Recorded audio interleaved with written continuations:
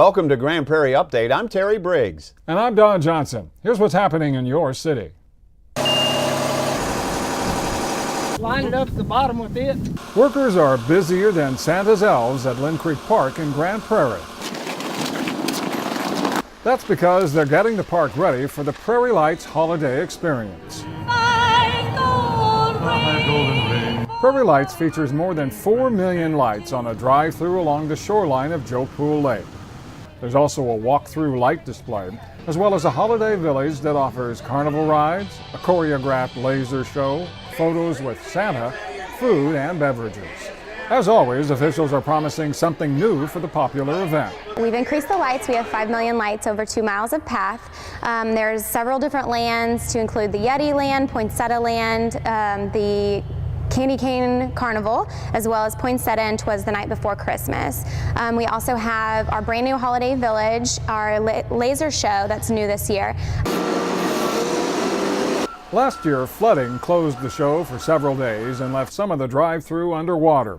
Better weather is predicted this holiday. Last year was trying, and fortunately for us, our team was great and pulled through, created a whole new road. We do have that road still accessible if flooding was to occur again this year. But this year we are anticipating a dry and warm winter, and so I think we should be good for the entire year. Prairie Lights 2016 runs from Thanksgiving night through January 1st.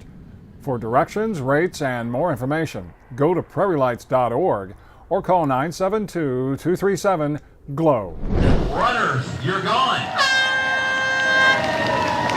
Hundreds of people were off to the races in Grand Prairie to show their support for police and firefighters at the 3rd annual Blue Red Run. It's an event that features a half marathon, a 10K run, and a 5K run. It's hosted by locally based Dallas Athletes Racing, an organization that raises funds for several different charitable organizations in North Texas. The beneficiaries on this day are the Texas Police Chiefs Association Foundation, which provides relief for families of fallen officers, and the Grand Prairie Fire Department's Hearts and Hoses program, which aids citizens adversely affected by fire loss. It's the first time that Grand Prairie was chosen to host this event. This is Veterans Day, the day America salutes the men and women who serve in the military. In Grand Prairie, the ceremonies included a flyover by vintage warplanes. There was special recognition for the 56 hometown heroes who died defending our country. I report to duty March of 1970 to Fort Lewis, Washington. From there, I went to Vietnam. There were testimonials from those who survived their military service. And the families of veterans were praised for the sacrifices they made. What I would call hidden heroes.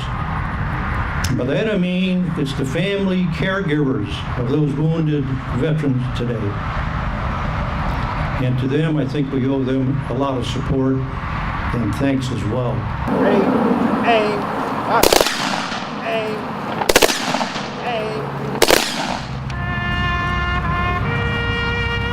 November 11th was originally set aside to mark the end of World War I. Congress later changed it to honor all military veterans. We're not cutting the ribbon. I'm placing books on this little shelf here, and something's going to happen right there. But It's the beginning of a new era at the library. see, it checks it out.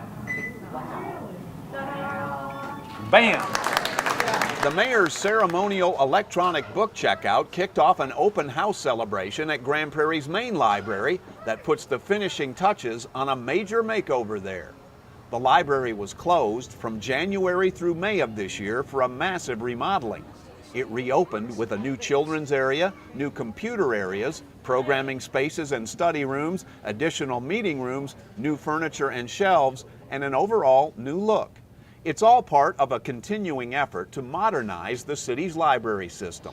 More adult programming, teen programming, children's programming, all designed to connect the community, to offer these services to people that may have forgotten their love of reading, their love of discovery, their love of research, and bring them back to the library where they're going to meet people they know, enjoy a program, check out a good book, and have access to the world through Wi-Fi.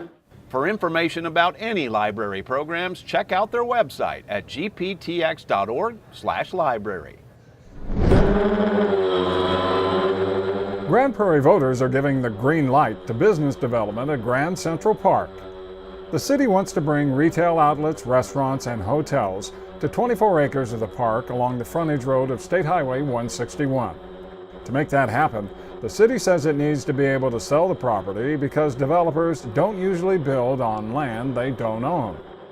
On Tuesday, voters agreed by a wide margin to allow the land to be sold, with the proceeds going to the park system. The immediate impact means that we will develop an RFP to go out for quotes to see who wants to develop there. We'll look at them, pick the best that will fit into what our vision is down there. What we want is on the south end, the biggest piece of that land, we want a nice hotel with some conference rooms, hopefully with a restaurant down there. And then to the south of that, we would like restaurants and some retail.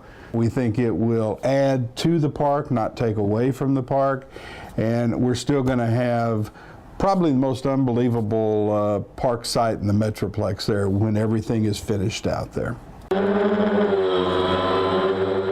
Officials say the 172-acre park is already generating development buzz, thanks to the Epic, a $75 million one-of-a-kind recreation project due to open in late 2017.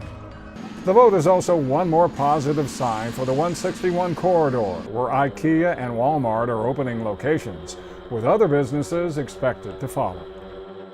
That's it for this edition of Grand Prairie Update. Hope you'll join us again next time.